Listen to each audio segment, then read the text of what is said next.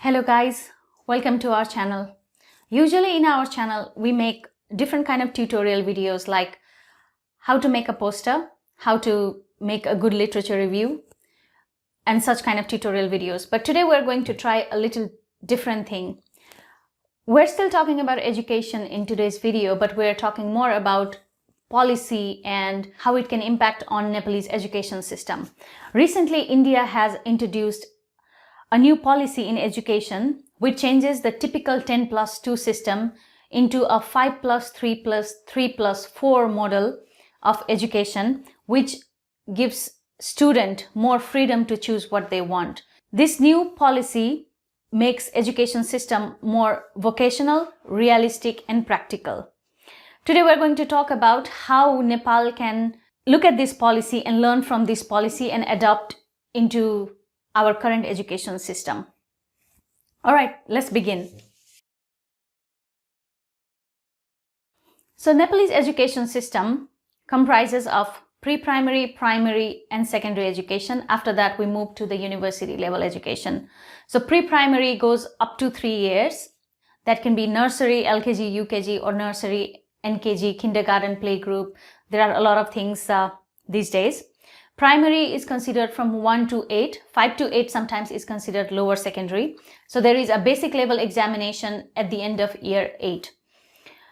Secondary is 9 to 12, but there is a major examination that takes place at the end of grade 10 that is called Secondary Education Exam, previously commonly known as SLC, which is also known as the Iron Gate in Nepalese education system. And this is where the major problem lies in our Nepalese education system. This is where students make a choice. Students are supposed to make a choice of what they want to do in life and what they want to be in life. After grade 10, students are supposed to choose one of these 3 subjects in most of the cases, unless they want to take some vocational kind of training: humanities, science or management. Students are literally forced in our education system to choose one of these subjects depending on the grades they get and depending on their parents. If you get really good percentage in SEE, you're supposed to choose science. Little lower grade, you are supposed to choose management, and the lowest grade will always go to humanities. That is a preconceived notion in our community. That is how we are brought up. That is how our parents are brought up. But with this 5+3+3+4 model, this is going to change in India. And I think this can change in Nepal too, if we learn something from that policy. There is no element of choice right now in this 10+2 model. If some student chooses science in +2, he or she will have no choice to study any other subject outside of the science. Say for example, a student chooses science and wants to study economics. There is no choice for that. But with this new policy, a student can still study biology and choose economics or political science or philosophy on the side. I myself study management when I did 10+2. I wanted to study some subjects of social work or humanities, but there was no choice. But the students of upcoming generation, if this policy is adopted, will have that choice. So this is one of the major advantage. Another major advantage is the flexibility. There's multiple entry exit in bachelor. Right now, if you enroll into one subject in bachelor, you are supposed to continue that. If you drop out at the end of the year, you get nothing. You basically wasted one precious year of your life and you get no marks, no credit for that. But with this new policy, you will get credit transfer. If you decide that you don't like that subject and you want to go into some other field, you will still get your credit transferred into the other subjects. And if you like to drop out for some reason, you will still get a certificate at the end of the year. 1 year, you will get a certificate. End of 2 years, you will get a diploma. End of 3 years, you will get a proper bachelor's degree. End of 4 years, you will get the bachelor's degree you were intended to get. That is bachelor's by research or bachelor's of honors degree. That is the flexibility you're offered in this new policy. And I think Nepal can learn a lot from that.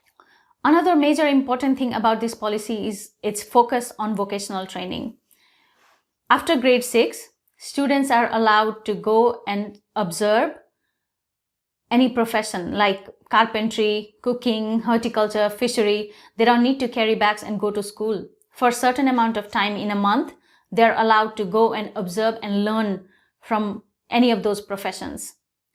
Emphasis is given to vocational training, and with this policy, they aim to make 50% of the education later on this kind of education, not only theoretic, so that if students want to pursue one of these things as their career after their studies, they're already prepared for that. Most of the developed countries already encourage students to go into these kind of fields.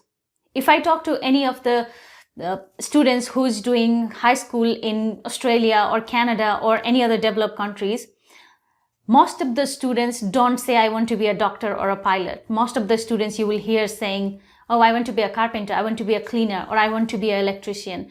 But that is not what happens in Nepal. That is not what happens in India. Students who do vocational training are considered to be either very poor, who cannot afford university education, or those who have the lowest marks in the school and they can't get access to university. And that mindset needs to be changed. A lot of the time, that might be what a student is interested in. And yes, our parents are not supportive of that. It is very understandable because they give examples. If we are getting low grades in school, there is this example given, oh, you will do nothing. You will be an electrician, or you will do plumber, or you will have to clean somebody's house if you don't get good marks.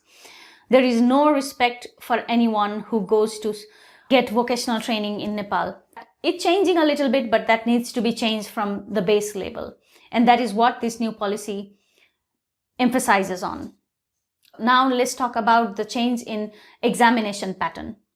Currently, we have an assessment system, evaluation system at the end of the year, where students are given a set of questions of the subjects they appear to read throughout the year, and whoever is successful to memorize the book will get the highest marks. The more you vomit line by line, the more numbers you get, more marks you get.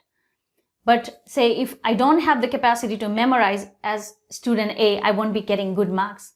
And that is how I'm assessed on. But under this new policy, the assessment will be on self-evaluating. Students will self-evaluate themselves. They can measure what kind of progress they have made. Their students will evaluate them. There is peer evaluation. Yes, of course, teachers will also evaluate, and there is a lot of critical thinking involved. There is emphasis on critical thinking and practical approach of education, which is what is mostly needed in life rather than just the marks we get from our theoretical writing. Okay, let's talk about the standard of teachers under this policy.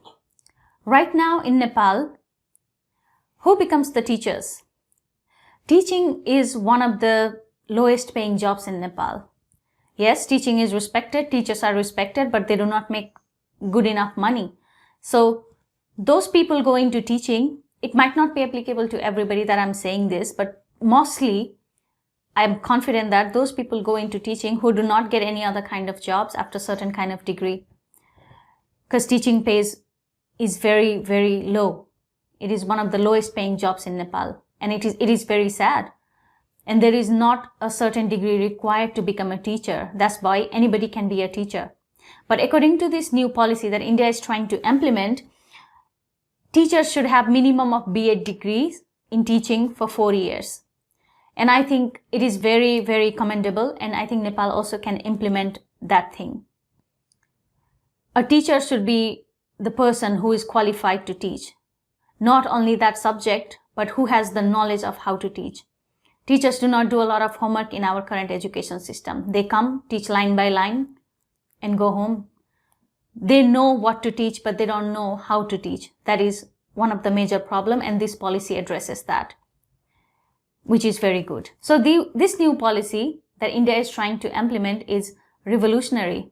It is very idealistic, very realistic, and it can be achievable.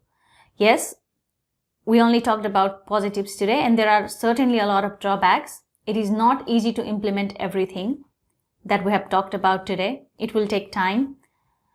But let's only focus on positives this time. We can talk about drawbacks and negatives and challenges that we can face while implementing this policy later on. But today, let's only focus on what good things we can get out from this policy and implement into our system.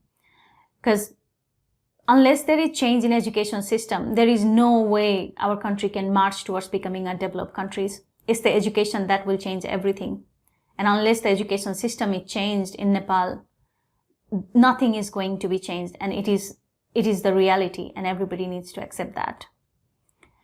So this is all about today's video. I hope you guys liked the content. We're trying to shift towards social contents a little bit. Please leave us your feedback in the comment section. Please like, share, and subscribe our channel. If there's anything you want to say, you can reach us out in our Facebook page, We Inspire, or you can leave your comment, compliments, feedback, suggestions, anything in the comment section of this video. Thank you for watching. We'll see you next time.